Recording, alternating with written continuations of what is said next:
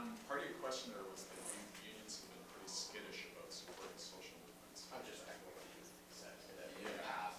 I think they've been skittish about supporting movements that are structurally so undefined, because unions have a responsibility to their memberships to kind of make sure that whatever they get involved in doesn't go totally off the rails, and that's been hard for unions. But I think that the Occupy movement has shown in the States and in Canada that I think unions get it. I mean, I think they understand that there's something big happening here, and I know that there's some stuff going on in Vancouver about whether the encampment stays and the tents and all that stuff. But I think at a general level, unions have been very supportive of the Occupy movement, and I think that's going to continue. Yeah, I think so far they're getting it right.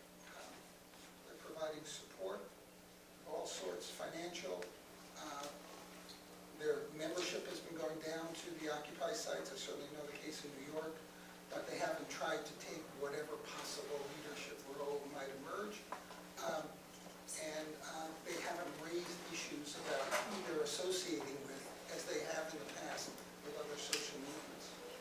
Yeah, I find that with BCG too. Like we might be there, we might have our BCG flag or jacket, but we're not taking over. We're just saying we are part of the 99%.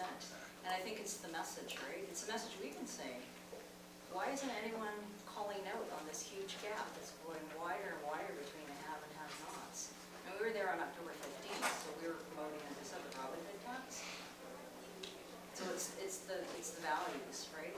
So we're saying the message, the values, that's what we share. And we are together with people, individuals, groups. As I said, it's simply said, we are the 99%.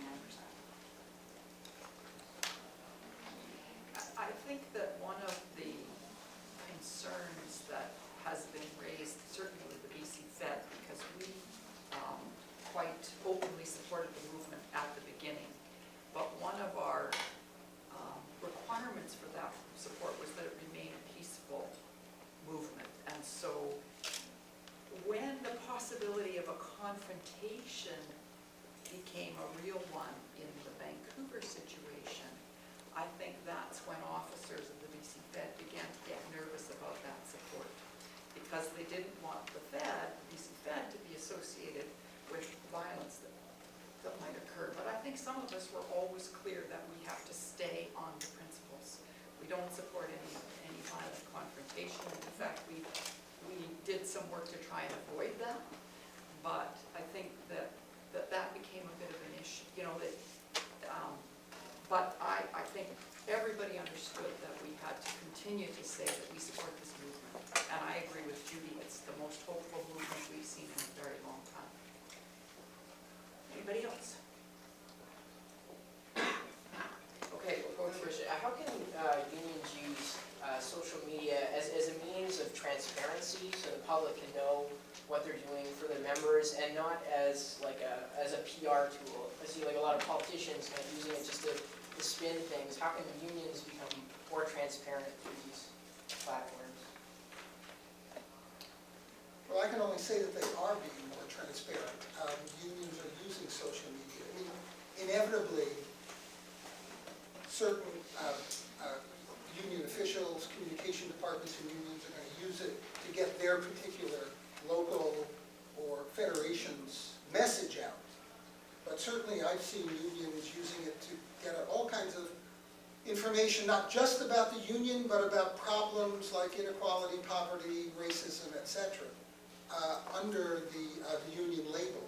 And as a union member, I encourage my union to engage in more of that kind of activity, and I think we all need to do that. One of the critical points here, again, understanding the fears that some senior labor officials may have about violence, but anything else, is that union leaders respond to membership concerns. So when the rank and file tells the union leadership, well, calm down a bit, don't worry about it, we're supportive of the movement, they're more likely to win the support of their own leadership. So I can just speak, my union does use Twitter and Facebook, so I think it's an opportunity to have that dialogue where members will challenge or question. I use it as an individual, but of course, I'm vice president of the union, so people know that too. But I find that it's good for me for connecting, whether it's with the members or with the public, because I'll say, I'm at Media Democracy Day, and then sometimes, and there's lots of people I've never met in person, and they will tweet me back, well, what are you talking about, what is that? And so then I get into the conversation saying, oh, this. Or I'll say, I'm working with my union on this, and they'll say, the union does that, well, why are you involved with human rights? So then I engage in that dialogue, so I think it's a good way, because I'm putting out that information, so people have an opportunity to question, challenge me, or just to find out even, what is the work that the union's doing? What are they doing in the communities? I think it's a really excellent question, and I don't think there's a simple answer to it. You know, lots of unions have sort of challenged themselves to have sort of online discussion areas, whether it's Facebook or something else, so that union members can kind of ask questions and get them answered. And I think a lot of unions have ended up pulling those exercises after, you know, they're involved in an ugly raid, or there's something awful happening, or a difficult set of bargaining. And sometimes those things become like Lord of the Flies or something, right? They're terrible places to go. Everybody's kind of shooting off insults at everybody, and it's not a very safe place to have a dialogue. So I think it's a really good question. I don't think we've got a line on it yet. I don't think we've sort of found the solution to it. Just in terms of, you know, one thing I like to say about Twitter, you know, the hospital employees union has Twitter account. We have lots of followers. I know that out of those, we probably have a little over 1,000 followers or something. And I am sure that there are probably 30 HU members in those followers. I mean, Twitter is not a way that we communicate with our membership. They just don't use it. So Twitter ends up being a way that we can sort of communicate and interact with, you know, decision makers, the media, activists. Probably a lot of you people might see it, but it's really not a good way for us, our union anyway, to organize with our members. Facebook has a lot of potential, and you know, we've had a Facebook page for a while, but we haven't made it live because we're not quite sure how to do it. And I think one of the things that unions are discovering is if they want to use the social media effectively, they really need to put the resources towards managing their social media presence. And you know, right now, I kind of look at that stuff in our communication shop and I say, how the hell are we going to do this, right? It's like it takes a lot of effort and time. And you know, I think some unions have figured it out. I know that QP nationally has got a full-time staff person who just does social media management. And if we're going to use social media, we're going to have to think about that. Actually, just reminded me of something just briefly with Twitter. Yeah, it's not maybe so much the members, but it's interesting for those of you who are following community living in BC, so CLBC, a lot of chatter on Twitter, which is actually generating a lot of interest from mainstream media. So BCGEU's been getting a lot of calls that we might not have otherwise if we just stuck to doing media release or whatever. But all that, the columnists and tweets and so forth, retweets, has generated a lot of interest. We've got more information out because of that using Twitter. Okay, let's take one more. It's a question for Vincent. It's about the labor movement, the nascent labor movement in China. Yeah. Isn't the government communist? And doesn't the communist tradition support the workers? Yeah, it's very interesting. What kind of opposition are they putting to this labor movement? The government? What Well, is the government clearly, doing against the government isn't a communist government as you and I might know and believe in communism. It's under, it shifted policy 20 years ago. Its new direction is certainly capitalist, and its party elite operates more as chief executive officers than as stewards of the common good. And as a result, the government of China,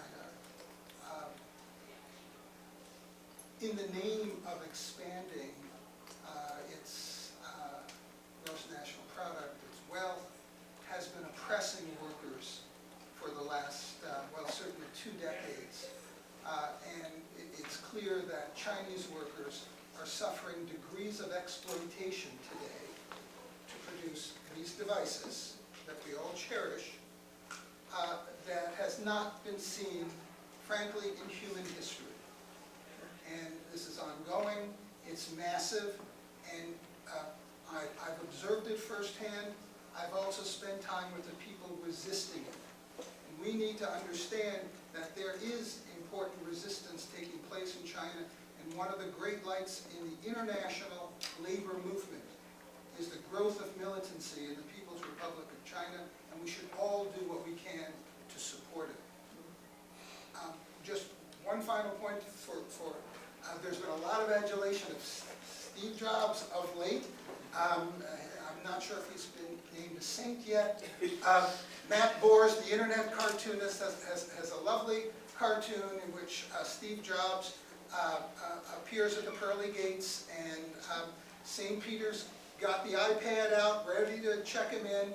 Jobs, of course, gets angry because he says, "Why am I always presented at the pearly gates? I'm a Buddhist. Please reincarnate me."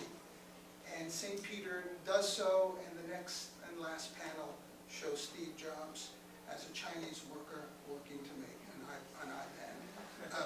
That, in my view, is justice.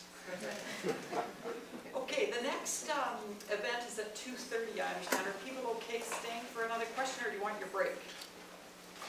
We can still go on for another 5 5 minutes? Okay, you had a question then? Oh, well, if anyone else has a question before me, that's fine. Yeah. Any other questions? Any other questions or comments? I'm putting on. Yes, go ahead. How much is labor working to try to get basic literacy and understanding of labor's successes in the past and contribute to society in our educational institutions? It seems as if in academia, secondary schools as well as university schools, teachers might be unionized. It seems almost as if there's a wall there. We can't talk about what labor has given us and how much more we have to go. So how much is labor working to try to change the curriculum and have these open discussions? Because in business schools you're taught to be a great capitalist, you have to be like Steve Jobs, but you're never taught, maybe you should try to promote your workers' rights. I can answer that. Yeah, I'll answer that question. Because I come from the BC Teachers Federation and I work for the BC Fed. A number of years ago, we produced a curriculum for schools called Youth, Unions, and Youth. It isn't used as much as we would like it to be used. So just recently, we've Larry Keane from the BCTF has started to talk about how can we revive this curriculum, particularly with the social studies teachers, and there's a provincial specialist organization of social studies teachers. So we're just engaged in a new wave of trying to revive that curriculum. So we've certainly made attempts. The second thing I want, and so what gets taught in schools, I can say from my own experience, is sort of dependent on the teacher, right? So lots of teachers do teach some of that stuff and some don't, right? But we did provide this curriculum. There's two other things we do at the BC Fed though that I think are important. One is that we offer to schools a program on health and safety in the workplace for young workers in high schools. And that is a very successful program. We do it in many schools. And when schools phone up to book that, we say, we also have a program where we'll come and talk about unions, about your rights and responsibility as workers. So we do both of those things in schools right now. It's not in every school. It depends on a school asking us to provide that. And everybody who presents both the health and safety workshop and the general union workshop is a young worker, a worker under 30.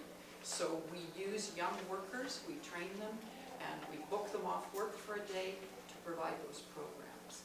And so is it perfect? No, but and I think you're right that we need a greater narrative about that, but to some degree, schools reflect the social structure they're in too. So when unions are being demonized and when union density is going down, that has an impact in schools too. I don't use that as an excuse, just as a discussion point about how schools reflect the greater society in which they're set.